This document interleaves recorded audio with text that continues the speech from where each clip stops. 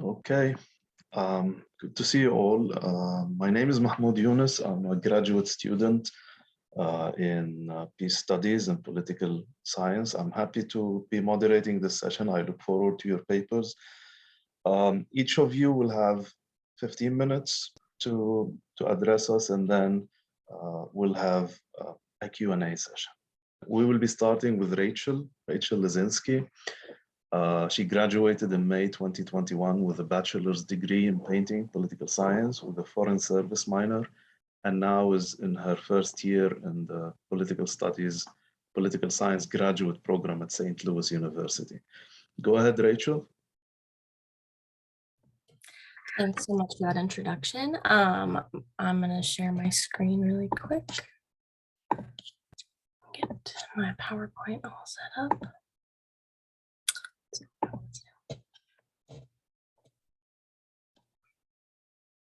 Give me just a second. I thought I knew how to present, but apparently I don't. Okay, here we go. So I am starting on the politics of population, peace, democracy, and the demographic transition. In summary, my studies are concerned with how democracies, particularly democracies with older populations, spend their military expenditures, how much they spend, and how it impacts those decisions. So here we have a definition of demographic transition, and it's a multi-stage demographic shift from high birth rates and high death rates to low mortality and low fertility rates that changes the age makeup of national populations over time. So we have a few stages in front of us. And the first stage, high birth rates and high death rates, keep population age and size relatively consistent. The second stage is when mortality rates start to decrease, but birth rates are still very high. So this is the beginning of an increase in the size of population, and it also lowers the average age of the population. Third stage is when birth rates start to decline, which limits population growth and raises the average population. The fourth stage is both birth and death rates remain low and populations continue to grow older. And then in the last little section that's kind of cut off, that is the declining stage where most of my focus is focused. It's a continued population aging that eventually leads to population decrease. And this will be more important later.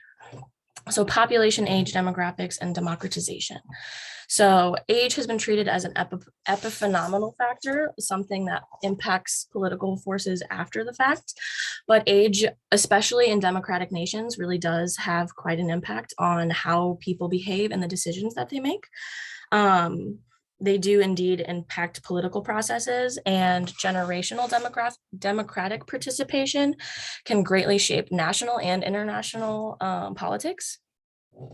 There's an established understanding of the impact of large youth populations, known as the youth bulge concept, which is pretty common in political science. Basically, larger youth populations with less economic opportunities lead to a tendency towards conflict and less democratic outcomes. And there is a connection between development and democratization. So a nation that is experiencing technological advances and economic growth can be expected to be a stronger democracy. But there is also a connection between the forces that foster democratization and the forces that foster longer lives and lower fertility rates, which are the forces of the demographic transition. And in that quote, Dyson and Wilson say that there is distinctly advantageous implications for democratization, and they're the same things that demographic transition needs. So there's a connection with those two concepts. And then, yeah, more developed nations lead to stronger democracies. So this is courtesy of the UN Population Prospects These two maps are the percentage of the population aged 65 and older. And that's important because it's an old age dependency ratio, and I will get into that in methods in a little while. But basically, it's a global map of how many countries have more people over the age of 60 than less.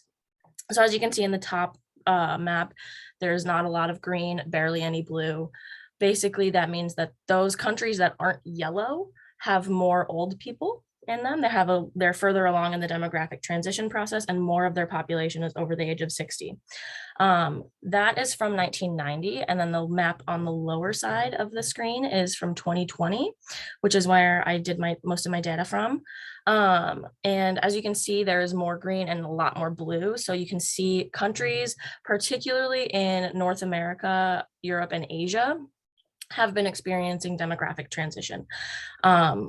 Over long periods of time, there has been significant increases in in life expectancy and decreased fertility rates. And that's a different study if you want to get into the causes of that. So population age demographics and military spending. So military spending was a proxy that I used for peace. I tried to conceptualize how nations make decisions about participating on the international stage through how they spend their military dollars. So that's why I use that measure. And population age is both a cause and effect of political phenomenon, particularly when it comes to military participation. Population aging poses challenges to military, particularly because smaller populations of young people increase the opportunity cost for military engagement. And there is quite a bit of social cost when it comes to increasing military spending. And if you're already using a lot of your capital to care for the elderly, that's a much higher, that's a much different values estimate. And then the last bit that I wanted to talk about is a concept called the geriatric peace. It is courtesy of Luprecht, and it claims that older nations will have a tendency towards less military intervention. And this was based not on democracies, that's my addition to this conversation, but their theory was that as countries age, particularly the US, China, and Russia were their examples, as these countries age, they will have less of a propensity towards engaging militarily with each other. The last few months have not really proven that, but we can get into that a little bit later. But my findings prove that when you include only democracies, this effect is even more pronounced. So data sources and measures. So like I said, I got those maps and all of my age statistics from the UN World Population Prospects, both the mean age of nations, like every 5 years or so was when the measures were taken, and the older age dependency ratio. And that is defined as the proportion of people in the population under 65 who economically support those over 65. So not directly economically, but it can be assumed that people over 65 are participating less in the economy, relying more on social safety nets. And so people, the statistic was used from people aged 15 to 64. It was everyone in ratio to people over 65. So the higher the ratio, the more people over 65 there were. I used Freedom House country ratings, and I didn't use the numerical value. I used the set that they have that's free, partly free, or not free, and I only included countries with a free rating. So only democracies that were pretty highly rated by Freedom House were included in this. And then the Stockholm International Peace Research Institute Military Expenditure Database was where I got my figures for military expenditures. So my findings were that in the year 2020, there was a negative statistically significant relationship between military spending on on both average population age and the older age dependency ratio. There was a stronger negative relationship with the older age dependency ratio. So it can be expected that countries with a higher percentage of people over 65 in democracies will spend less on military generally. So the implications of these findings they're quite meaningful, actually. The cost of aging and societies as a whole is very costly, particularly when you start to take into account diseases and the cost of people retiring and coming out of the economic workforce. It is economically a huge cost when you don't replace your older populations with younger populations over time. Higher population ages increase military costs in a variety of ways. This is becoming even more of a nuanced concept as conventional military strategies are becoming less and less relied upon, and countries like Russia, China, and the US are trying to shore up all of their population advantages while they can. So they're trying to use less conventional military forces, trying to put their young people, well-trained military officers in situations where they could lose those advantages. That brings us to Russia and China, particularly Russia at the moment. That is the most pertinent conversation at this conference, I think. Russia and China are aging much faster than the rest of the world, and they do not follow the trend of democracies. They cannot be expected to be more peaceful as they age because the people don't have a lot of say in the choices that they make. So a caveat to the democratic peace theory is that if nations feel threatened, if they feel that their status on the world stage is in jeopardy, they could use the demographic advantages they have at any moment and use that as a chance to strike. And I believe that is at least part of what's going on in Russia. Russia is facing powerful demographic forces. They're aging very quickly, and their young people are not necessarily healthy or thriving. And so I think a lot of their vigor and enthusiasm in this military force has been trying to take advantage of the advantages that they have right now.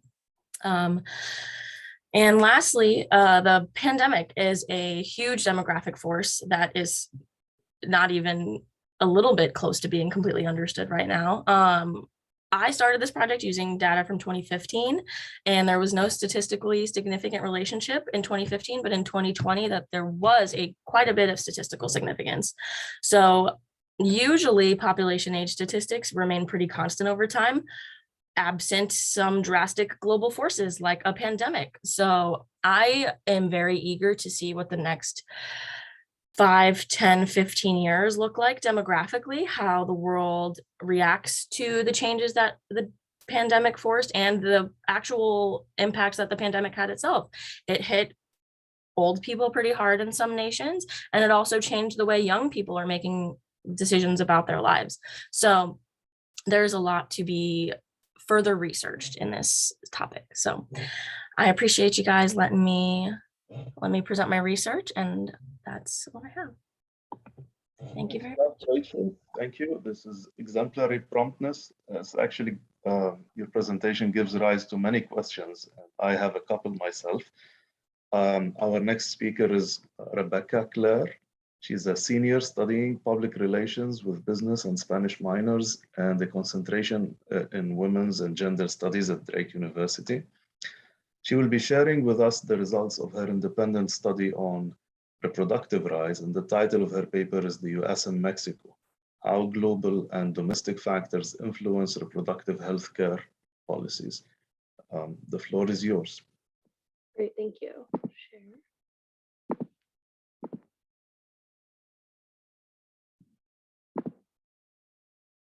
Okay, so my presentation is titled Access and Control. And I studied the influence of international law, domestic politics, and social movements on reproductive rights, specifically in Mexico and the United States. So this is just a brief overview, but my real goal was to see if international law actually makes an impact or not. And so just to be aware of a few global trends. So women's rights and reproductive rights have been viewed as human rights since the 90s, but that's still a relatively new trend, especially in the realm of human rights as a whole. The global fertility rate has been decreasing at the same time that the rate of contraception has been increasing. And then over 30 countries have amended their abortion laws, but that doesn't exactly equate with low and middle income countries where there are still high rates of death and injuries from abortion care. A few international human rights laws to be aware of are listed here. I studied all of these in my research, but two that I want to definitely point out are CEDAW and the International Conference on Population Development. CEDAW enforces equality both in the law and in society, so it requires that states take action to make sure that it's not just legal equality, but actually existing. And then the 1994 conference established reproductive rights as human rights. And then one more organization before we dive in is the Organization of American States. So this is a combination of North and South and Central America. And these are the dates of kind of some of their decisions. So most importantly for this study, the convention established the International Court of Human Rights, which evaluates and publishes reports for member states regarding their human rights. And they also receive petitions of human rights abuses. And then for just an example of the kind of power and influence that that court has, this case, Artavia Murillo versus Costa Rica in 2012 established that the right to life doesn't negate other human rights and that an embryo is less important than all of the other rights established by a human being already. It also established that international law doesn't protect pre-birth life and that the lack of a definition of life in both legal and scientific communities mean that states can't determine when life begins. So why Mexico and the United States? They are very similar countries. They have the same governmental setup. They're both federal republics with 3 branches of government. Their Supreme Courts both do work in the human rights field. They don't have national religions, but faith plays a very large role in both. And then they both have histories of colonization, which have led to racial, ethnic, and economic divides. So here's outlined a few of the laws and policies that the United States follows domestically and internationally. Most importantly in the US, the role of federalism means that each state has some control over what policies exist. And so some examples, less than half of the US states require sex education and only 10 require medical accuracy in those classes. Depending on what state you're in, abortion may be difficult to access or have certain requirements. For example, if Roe versus Wade was to fall, 21 would ban it outright. With that, we do see some Supreme Court precedents, obviously Roe versus Wade being a major one, but we see rollback with over 500 laws in the past few years. Internationally, it's important to note the US has not signed a human rights treaty since 2002, and it's pretty adamant about avoiding international law because it would interfere with its state sovereignty. Some social and political factors, race, ethnicity, and wealth determine access to healthcare and the quality and both access to it. In the United States, because of that history of colonization, reproductive rights have been used as a tool for white supremacy. For just a few examples, it's estimated that 1/3 of Puerto Rican mothers have been sterilized. Mexican American women have gone on record saying they've been forced to sign consent forms not given to them in Spanish. 65% of all North Carolina sterilizations have been performed on Black women, and women of color are 3 times more likely to die from pregnancy-related incidents. Other things like economic factors. So if you don't live close by, if you don't have access to transportation, you might not be able to reach a provider and get a prescription for certain kinds of contraception. Party politics, as we know, there's 2 major parties, Democrat and Republican, and it's important to note that abortion is the number 2 issue for Republicans and number 5 issue for Democrats. So party politics is one of the most important factors when deciding these things. And then NGOs and social movements, we have over 140 pro-choice organizations and over 400 anti-choice organizations in the US. one of our most notable social movements, second wave feminism from the 1950s to the 1980s, paved the way for a lot of women's rights, but it is important to note that it wasn't equitable for LGBTQ, women of color, etc. So now looking at Mexico, some of their laws and policies, they also have federalism in Mexico, but their history of authoritarianism and Catholic influence has led to much more federal power. An example of this, they amended their constitution in 1974 to state that everyone has the right to decide freely, responsibly, and in an informed way the number and spacing of their children. And so from that, they have had comprehensive sex education since the 1930s, have provided free oral contraception, but they have continued to ban abortion until very recently. Internationally, they've participated in every human rights treaty, and most importantly, have signed into law that courts must uphold and protect internationally determined human rights decisions, and that any decision made by the American Court of Human Rights will be seen as law in Mexico, even if Mexico is not a party. So similar to the United States, race, ethnicity, and wealth are really important. Race and ethnicity operate a little differently in Mexico. There's much more influence of ethnicity as opposed to race, but still a long history of eugenics through immigration, marriage, and sterilization. And economic factors are really important, as well as machismo culture for accessing a provider. They have a few more parties than we do in the United States. They have 4 political parties.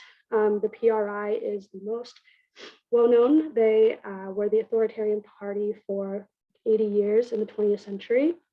There's a long history of corruption and Catholic Church influence. And so lately, with the Morena party in power, they've really started to turn away from that. And there's been a growing pro-choice sentiment in the country.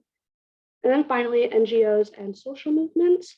They obviously are highly influenced by still Catholic supporters.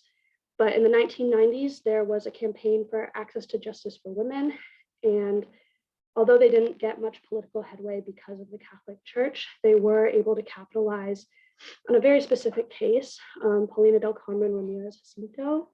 She was a 14-year-old girl who was raped and went to get an abortion, which was legal in her state, at a hospital. And rather than performing the procedure, she was sent a priest and told how she would face repercussions and had to watch a movie about it. And so it really rallied the country, along with the green wave from Argentina coming through. So we begin to see that shift in the 90s. And as in the United States, the intersection with other movements such as racial rights, LGBTQ rights, and voting rights. So a few things to compare other than what we've just seen: election processes and term limits. Mexico can't re-elect their president, and they can't re-elect their legislators immediately following their terms. They also have a 15-year Supreme Court date as opposed to a life sentence. And then Mexico's court we're seeing become more progressive. They've recently legalized recreational marijuana and gay marriage, whereas we're seeing the United States court start to go in the other direction. Also, with participation in international law, the United States claiming state sovereignty, whereas Mexico has amended their constitution to reflect international law. So just some outcomes and future developments to be aware of with this. Although these countries have a lot of similarities, they're in opposite directions for reproductive rights and access. One case in particular that we're seeing in the United States coming up is the Dobbs versus Jackson Women's Health Organization, which could roll back 50 years of precedent for reproductive rights. Whereas in Mexico, the Coahuila case stated that you cannot criminalize abortion because it's unequitable. And the Sinaloa case said that the state cannot determine life's beginning, which we see reflected in that earlier OAS case. Both have capitalized on social movements and progressive politics. For example, the Green Wave, as well as second wave feminism in the US, we see that when social movements can draw on multiple movements at the same time, that we see progress. But Mexico being able to point to international law standards that Mexico wasn't keeping with allowed them to actually make tangible change. With that, because the United States doesn't adhere to international law, the only person holding the US accountable is the United States. And so when we hear that dilemma about human rights versus state sovereignty, it's important to note that much of it has to just do with state power and avoiding accountability for human rights. So, thank you very much, and I will pass it on to the next presenter. Thank you. Again, very interesting and very prompt. Then we have, I also have questions for you, but we'll listen to our last speaker, William Howard. Welcome, William. You're currently a senior student of master's degree in education, administration, and supervision at the Cuttington University School in Liberia. Are you in Liberia right now? Yes. Well, you're most welcome. You will be talking to us about elections 2023 and beyond, changing the game and increasing the quality of citizens' participation in Liberia. Please, the floor is yours. Thank you. And let me say thank you to Rachel and Rebecca for their presentations. Okay, we move on now. Elections 2023 and beyond, changing the game, increasing the equality of citizens' participation in Liberia. It is a pleasure for me to be part of this conference this year, the Notre Dame University Student Peace Conference. Let me say that next year, 2023, Liberians will go to general elections. And of course, elections is something to talk about in terms of the vote, in terms of democracy, in terms of how free it is in the context of full participation. So as we move on, let me say that Liberia is currently governed by former football legend George Weah. George Weah took over from former President Ellen Johnson Sirleaf, the first African female president, through a democratic elected process. This is the first term of President George Weah, and this year is going to be what people considered as a lemon test to the democracy of Liberia. During elections, as you may know, politicians do everything possible to manipulate the system. And in more cases, it turned to be a personality and an academic context. They do this in all of their powers to deny citizens' ability to fully understand the issues or fully contribute or assess those issues that they could probably be able to put forth so that stakeholders could hear them and see how best could work on them. And in most cases, even if they had opportunity, the possibility of their voices being heard is a challenge. This game of political manipulation has to change if electorates are to vote on issues that matter to them and also the interests of the country. Of course, you know, elections have become more deliberative, not just in Liberia, than it be functional. So it feels henceforth to address structural issues, and that has actually been the case with this West African state.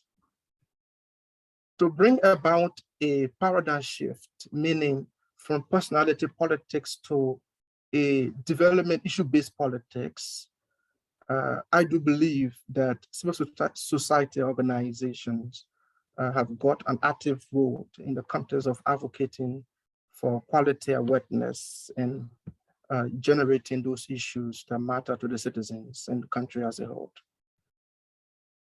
One potential weakness of elections, as you may know, particularly for post-war Liberia, is the ill-informed dynamics around the economy issues and development issues, and that is not just limited to Liberia.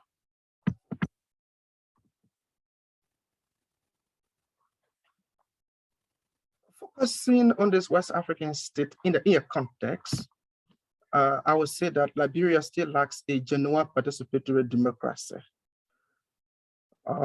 This is particularly due to the way politicians control the system, use political elites, the class system, do that as to the best of their powers. And of course, that is so much manifested in their resources, if you like. And as this has been arranged based on their powers, it fails to define the relationship between the state and its people, because the actuality with respect to development is not being addressed. It's not being addressed. For instance, you see that Liberia for years is still in darkness. The issue of electricity is still even a problem. And this has been a political commentary for years. The issue of justice for the poor has also been a political commentary. The issue of a war crime court in Liberia has also been a political commentary. Everybody singing the same song in an attempt to be able to ascend to the hard level. So we want to change the way citizens engage with the election process and candidates they are supposed to elect. We desire to increase the understanding of key election issues so that the quality of the elections is enhanced and all aspects of it can be accepted when the National Elections Commission shall pronounce the results or who be victor of the process. We also desire to change the way the leadership derived the process of understanding the importance of the participation of the citizens. So this paper is trying to put forth that civil society organizations that would do this particular work should be able to incorporate the following institutions: Free Knowledge International, Search for Common Ground, both of them involved with democratic issues. Of course, the Liberian National Student Union, as well as the Federation of Liberian Youth. Of course, Liberia is a country that the population within the, in fact, the young people of Liberia constitute a large portion. So involving the Liberian National Student Union, as well as the Federation of Liberian Youth, is something considered very important, as well as the Press Union of Liberia.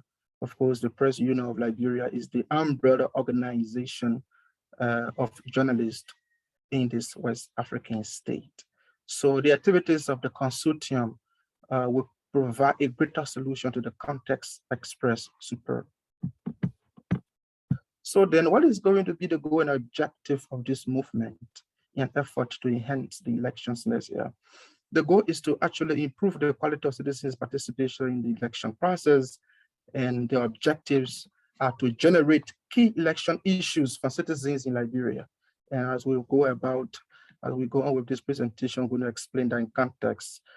To hold a dialogue and document interactions with citizens through innovative and non-traditional means, and that will be focusing on the right of the people choice. To link citizens to candidates in an effort to promote information sharing that will assist the electors make informed decisions. So these are the goals and objectives of this particular document, and it is hoped that this particular document is going to work out as we try as much as possible to work along with donors as well as partners who could be interested in contributing to the peace and development process of our country. What are the activities these people intend to put forth?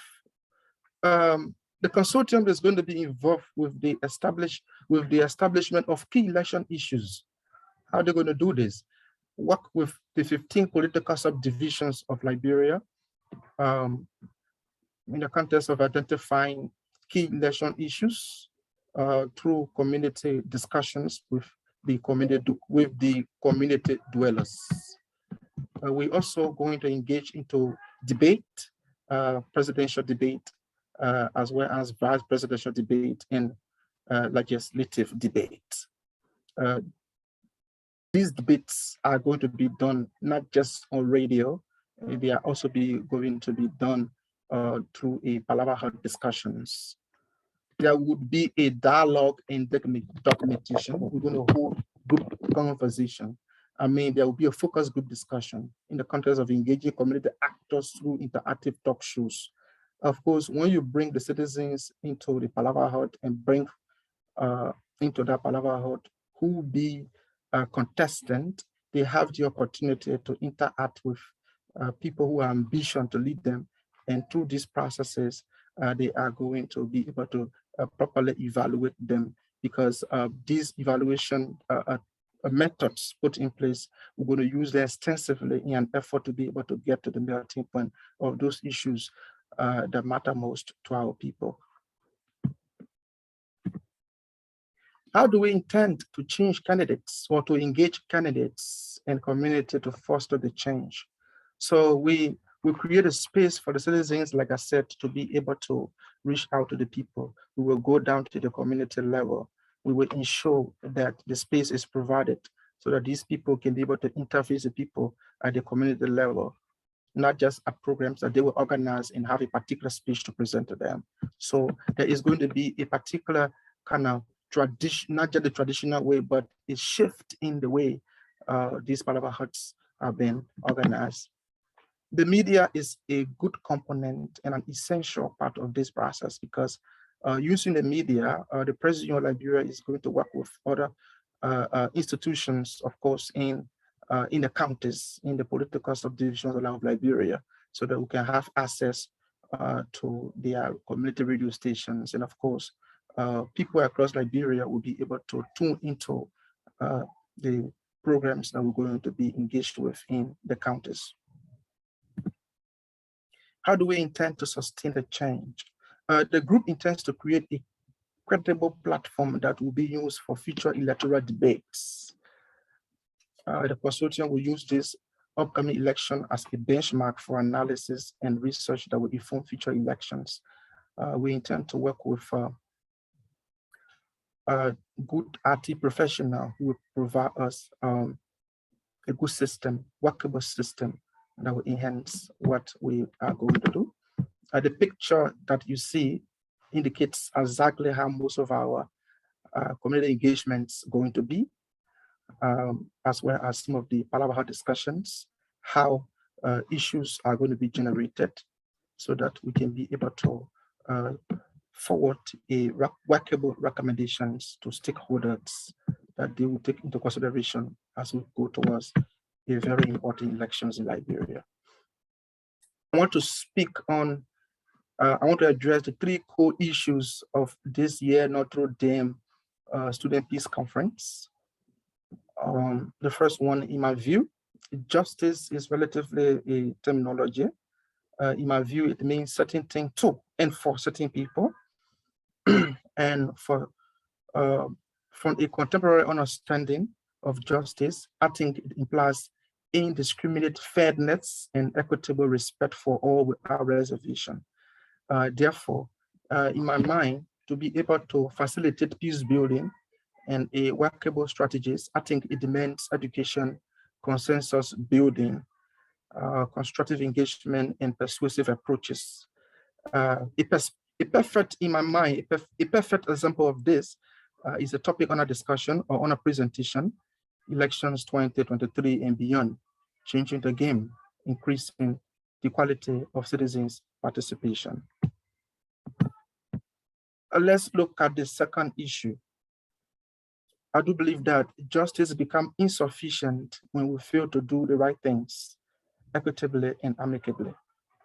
The work can be confirmative to a just and equitably world reality when a concern for justice, peace, and genuine respect for humanity becomes the absolute norms and value globally for all people. I'm talking out of this in the context of re-emerging justice. And the last query for this year Notre Dame Peace Conference, it is imperative to point out that unity in the context of humanity can contribute to greater peace and justice. Anybody could argue that. But the re-emergence of justice can only be a reality if love, democracy, genuine peace, and humanity are valued in the human nature. It speaks volume beyond laws created by leaders. And that is why changing the game and going beyond is important for Liberia's elections in 2023. Thank you for listening. Thanks a lot. All three presentations were really eloquent and rich. I thank you for that. We're a small group. It's a cozy setting. I think if you have any questions for each other, I think this would be a good way to start. And I can't see with everyone with us is, and I think maybe I can, try to see who's there. But if you have any questions to the floor, please go ahead. Otherwise, I could get this discussion going myself. Yes, I do have questions. I have a question as well, so you can go first, William. Okay. Okay. William, go ahead. Okay, I want to start with the first presenter. I want to speak to, is that Richard? Richard, thank you. Thank you for the presentation. Thank you so much for the hard work. I just wanted to get an underlining goal from you, from your research. What do you think is the underlying goal for your research? And I also want to know, how does your research, let me just give two questions, then you can.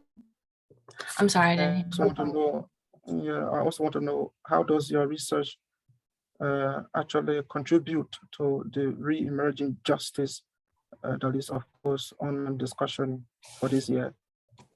Thank you. Thank you for your question. I appreciate it greatly. And thank you for everybody with their effort with the presentations. Mo, did you have something? I'm sorry. Yes, just if William could please stop sharing the screen. Unless you need the slides, this would allow us to see each other better. Mm-hmm. Sorry, Rachel. Yeah, I appreciate it. I appreciate William bringing in the theme of the conference into my research. I definitely think that reimagining justice in the global setting certainly involves evaluating the importance of democracy. I think right now, particularly with the conflict in Ukraine, democracy is being analyzed at a global level in a very critical way, whether democracies can protect other democracies and whether democracy is worth protecting on the continent of Europe. I think it's very important to understand how justice plays also in the role of people having control over their lives, particularly when it comes to reproductive rights. Personal autonomy was a huge theme in all of my research about fertility rates. I didn't go into a lot of depth, and I'm glad I didn't, because Rebecca had a lot of really wonderful things to say. But yeah, personal autonomy, particularly when it comes to political decisions, when it comes to educational opportunities, and when it comes to things like reproductive decisions, certainly impact individual justice between individuals, but also like on a systemic level within nations and between nations. So I think that's probably the area where justice has the most impact on my study. And obviously democracies should, I'm not saying all do, but democracies should play a role in getting their citizens justice. That should be how they work. They don't always work perfectly, but I do have faith in that they should work that way when they're working well. So I really appreciate your question, William. So you care to give us the particular goal of your paper? If you are to give us, if you are to underline a sentence for us. The goal is to show the strength that democracies can have when it comes to decision making on national levels and within international systems. I think the international system, regardless of what kind of governmental system countries are dealing with, the international system is going to have to deal with demographic changes, and knowing that democracies can improve the outcomes of military decisions is meaningful moving forward, especially as demographics change.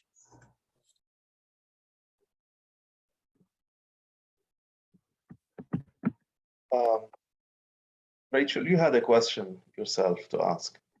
Yeah, I was going to ask William if there was anything to gain from the region as a whole. I know you studied Liberia, but is there lessons to take to other nations in Africa or the continent at large?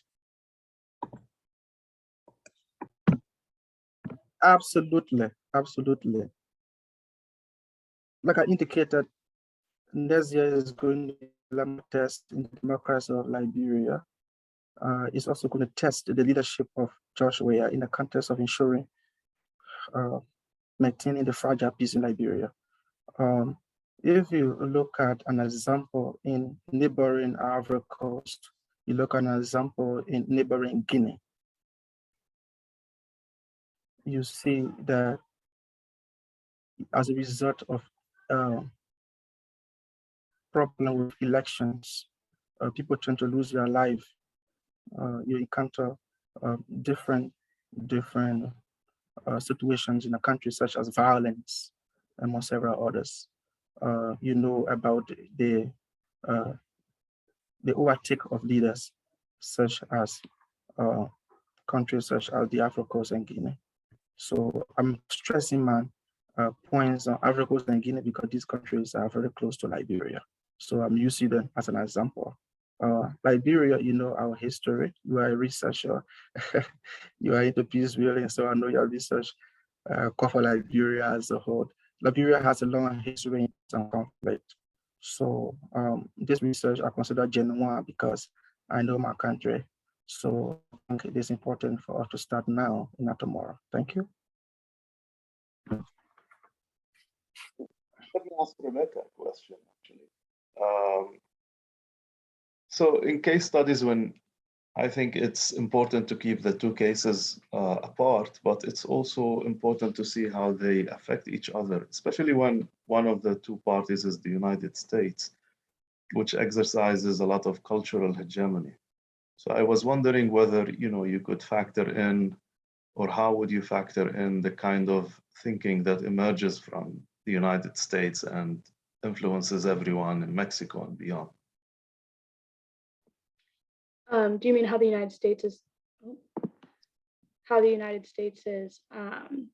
influence directly affects Mexico, or how it impacts kind of the world?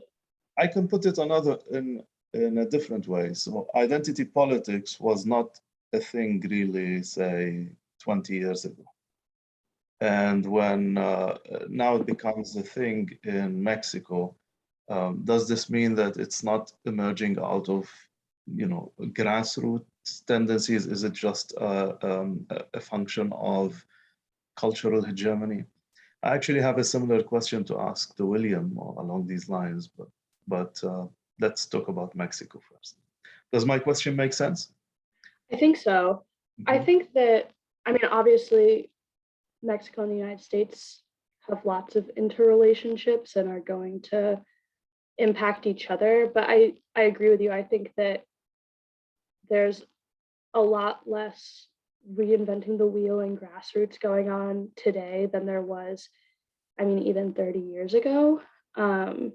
I think that's kind of where the international law and these international organizations come into play, is that they're setting that foundation already to work off of. And so the kind of rejection or adherence to them impacts the way each country functions. But I do think that the United States' stance does have important implications. I mean, we saw it thinking about the movements in the 1970s in the United States having international impacts, but also the United States' stance of not participating in international law has also had pretty significant impacts and has allowed some other countries to use the same excuse. So I think that the United States, as always, definitely plays a role. Thanks. William, would you say, so you spoke about these gatherings and having people involved or participating in giving rise to issues. So this is more like an issue-based approach to elections, so that issues are not imported. But do you think that these gatherings will also contribute more than just issues, like contribute different ways of thinking about politics? I have in mind that I come from Lebanon, and many of the themes that occupy the media are, I can say, fairly like imported, in a sense that they're not genuine, and there's always an elite that has concerns different from most of the people. I think this applies to my question on Mexico, but I wonder whether how would this be on in the case of Liberia?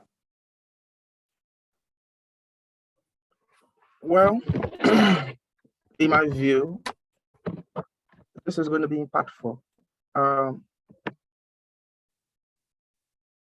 Generating issues from the citizens at the community level may be impactful. Like it's not going to the traditional way of community dialogue. It's not going to be the traditional way of handling a conversation with this law, because we're going to try to shift, like I consider it to be a paradigm shift in the conversation and what we could do to be able to get those issues from our people. Like I said again, Liberians are holding divergent views and perspective on the upcoming elections. This is because, for instance, women are calling for full participation. Okay, this is mainly due to demographic, ethnic diversity, religious ethnicity, as well as employment status. So, going to the community level and doing the game in a different way, such that issues can be able to come to focus, to be shared with stakeholders. I think it is going to help our people. I think it is going to help our stakeholders in the National Election Commission in terms of how they could go about, doing their thing to ensure that this fragile peace can be maintained and graduate to another level. Don't forget that the elections will be good if the process is free and fair. We cannot also forget that the elections will be prepared, or can also prepare the road for peace and democracy. So this is what we are fighting for. Anything that should be done for Liberia to maintain its fragile peace and graduate to the next level, we have to put all of those mechanisms into place, look at history to be able to move forward. Thank you. Thank you. Anyone? Anyone has it? Well, this is really a very interesting issue. I do share yours and Rachel's in particular, given the presentations, faith in democracy, but it strikes me that the example that Rachel uses is not an example of an active citizenry. It's more like a democracy passively influencing military spending choices, which says a lot. And the question that I have in mind is to do with the weakening of democracies. And sometimes this is tied to economic hardship. So if people above 65 lack the kind of security, social security that a previous generation had. Say again, 20 years ago, if you retire, then you know that there are certain securities in place, but nowadays you don't. And I wonder whether this affects the way you project things will happen. And if you could put this in the context of, the lack of citizen activism in a sense, or the weakening of citizen activism. Democratic backsliding is a very powerful force, particularly in the last few years. And yeah, I think there's this connection between democracy and personal autonomy and standards of living.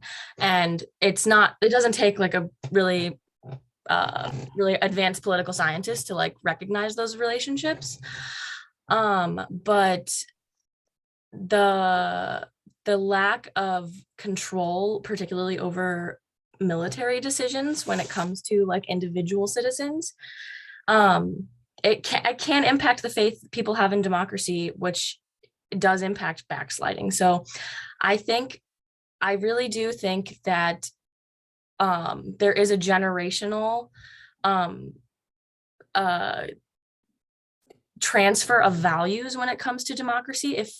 If there is a longer term democracy, as people grow up in democracy and as people are taught the values of living in a democracy, it can help the longevity of that democracy. But if there isn't a long history, or if there is a like disenfranchisement of certain populations, whether it's older populations or in some countries it is younger populations, there is potential for disengagement in the system, which leads to democratic backsliding. In my research, there was quite a few nations from 2015 to 2020 that went from being free to being partly free and didn't get included in the second round of statistics. So it definitely impacts a lot of different things in a lot of different ways. So I really appreciate that. It prompts even more questions like as you think about it. Rachel, Yes, Rebecca, please. I was going to ask Rachel, and you might have said it in your presentation, but when you talk about like amount of military spending compared to age, did in your research you see if that amount of military spending was proportionate to like size of the country, general economic power, or if it was just like baseline spending power? The measure that I got from the Stockholm Peace Research Institute was just a percentage of GDP, I'm pretty sure. So it really did not take into consideration proportionality of like things like border area and how much military expenditures that takes up, or really any sort of proportionality. So that is something that that's another area that could be an even more interesting rabbit hole to go down, and is to like understand where the military expenditures are being used. But yeah, there wasn't a lot of data on that. Actually, the military expenditure was the hardest bit of data to find. So I appreciate that question.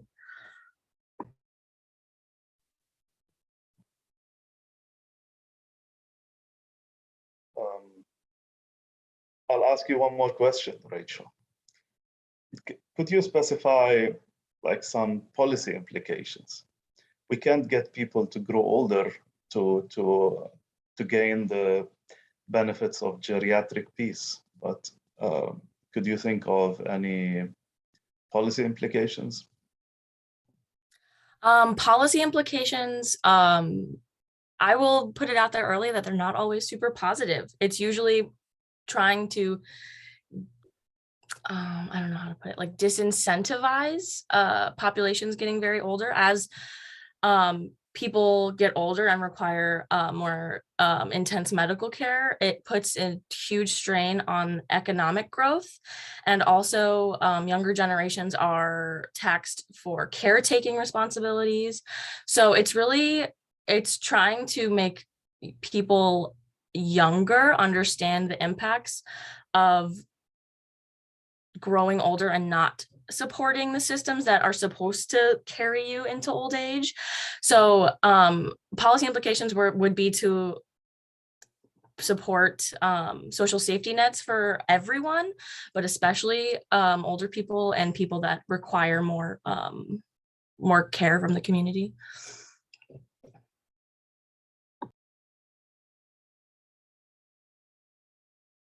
Anybody else?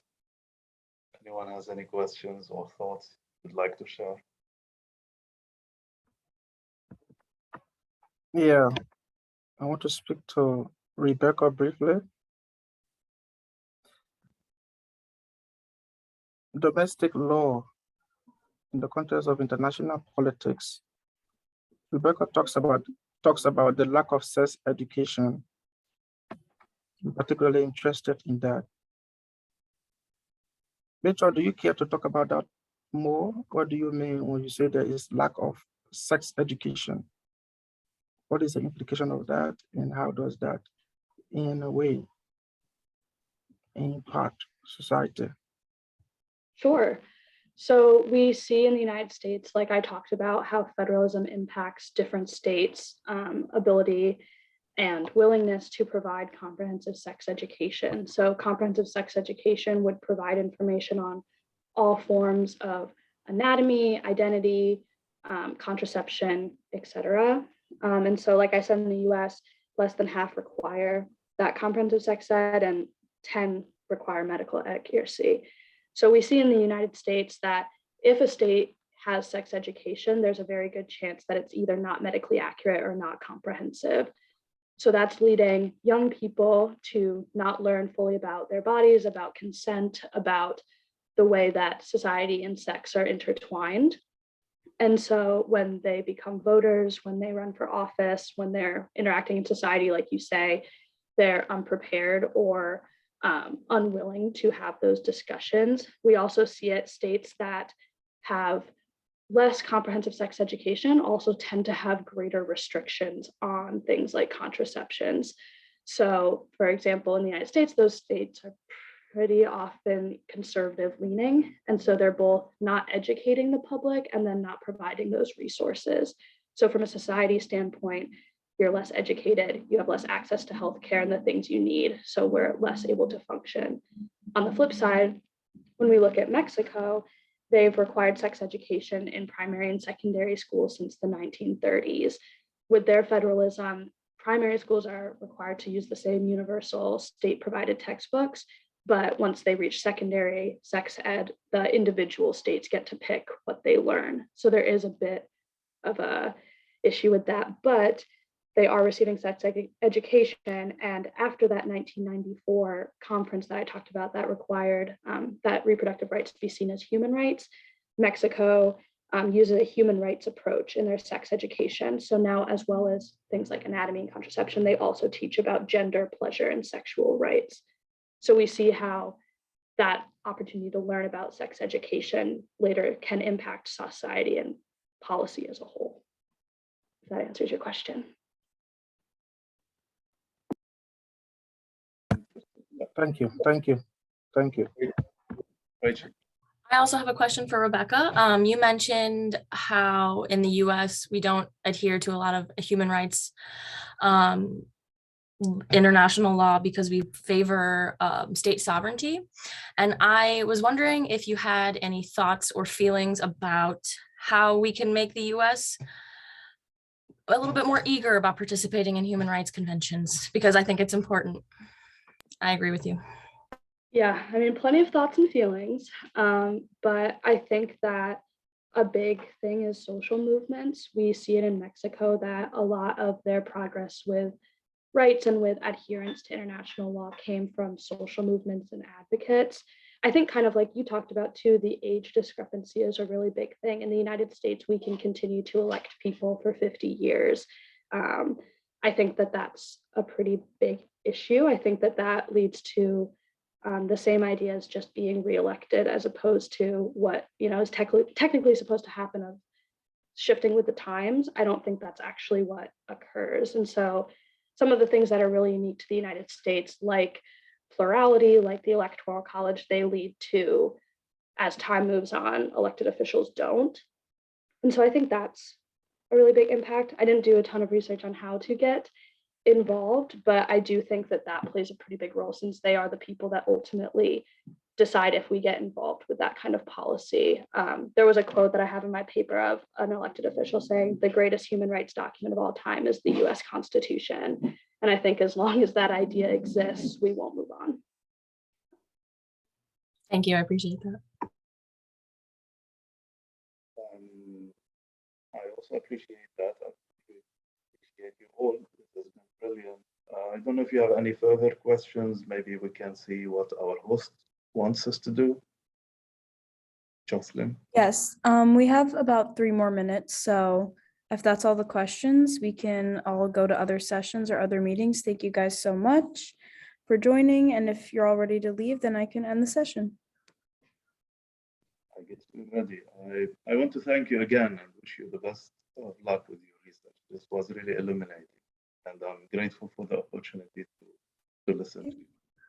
Yep. Thank you guys for your presentations, and I hope you can make it to some other sessions today. Thank you. Thank Bye, you. everyone. Bye. Thank you. Thank you.